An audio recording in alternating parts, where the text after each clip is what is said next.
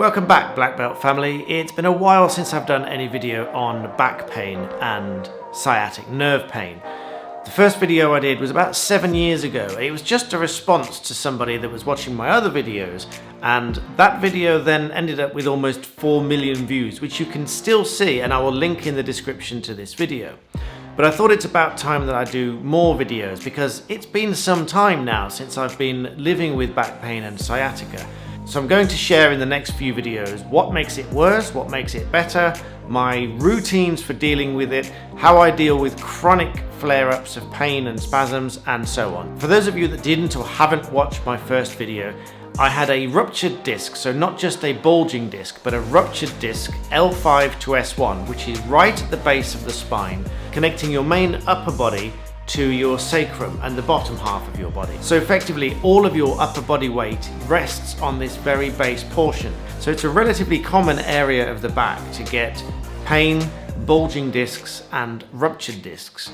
My disc was ruptured between L5 and S1, and the contents leaked into the spinal canal and was pushing on the nerves on the left, posterior at the back, paracentral just off the center, and in that area where the sciatic nerve starts to run down the leg. And the sensations with this were unmistakable. It wasn't just an ache or a pain or a dullness.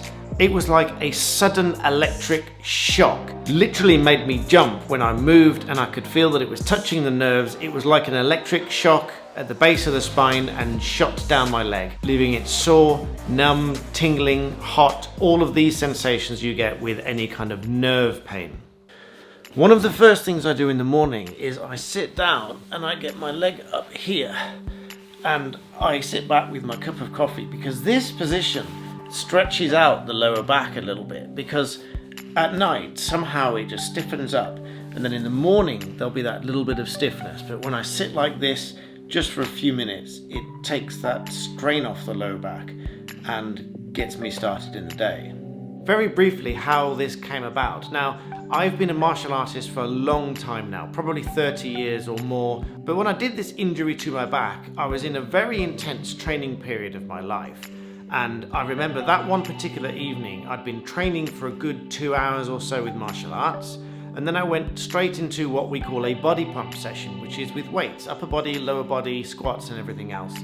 In this one particular moment, I remember having a lot of weights on my shoulders doing squats, and the instructor had said if you don't feel it in your quads, add some more weight on. Now the problem here was, being a martial artist, my legs were really strong, and because of the amount and the intensity of the training that I'd done that day, my back just wasn't up for the weights that I was doing on the squats. I didn't realize it until it was too late. We were doing lower section pulsing squats with lots of weight on my shoulders, and my back just gave way enough to squash the disc. And I believe it's at that moment that it ruptured, and I felt something wasn't quite right. I put the weights down and I went home. And it wasn't until I got home that I realized the severity of the damage that I'd done, because I went to sit down in a chair and then suddenly jumped up with the electrifying pain at the base of the spine. So I booked an emergency appointment with an osteopath and I went in. It was some relief because he freed up the joints, but the problem was still there.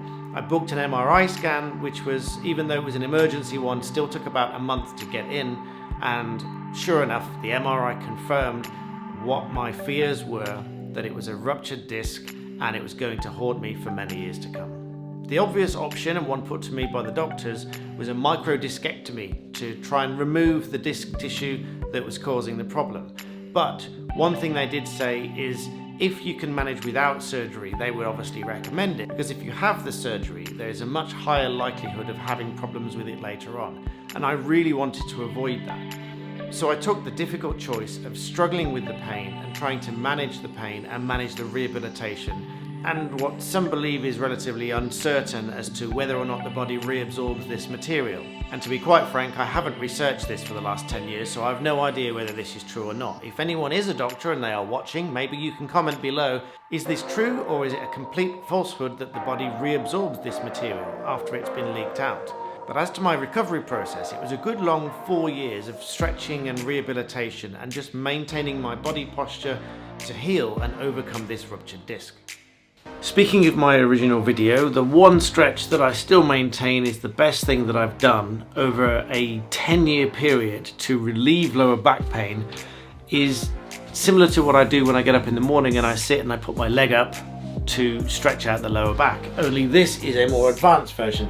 So what I did in the main video that had 4 million views is exactly this. I had this leg on top of this one, like so. I put my hands through to grab the other leg behind it, and I gently pull in and I rock just to stretch out that lower back muscle there. And the more you do it, the easier it gets, and eventually you can have quite a flexible movement in the lower back like this, and you can rock, and it's a very soothing stretch. And then sometimes I'll hold on to this leg and I'll take this one and stretch it out and just have a nice stretch off, a reverse stretch on the other side, and then I will swap and I'll have this leg on here, reach through, stretching up and rocking the lower spine again. And this, I maintain, is probably the best thing that I've done over 10 years to overcome real sciatica from a real ruptured disc. The other thing I do, which may well be frowned upon by doctors or osteopaths, but I actually, from time to time, I will put one leg up on the chair and I will sit on it like this.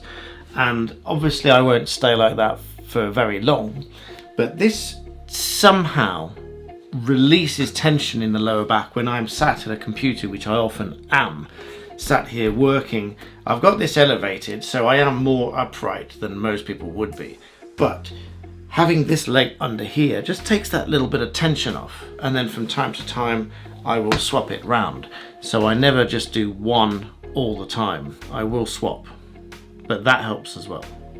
And now it's time to eat with this absolutely amazing beef stew in red wine sauce. And early hot dogs.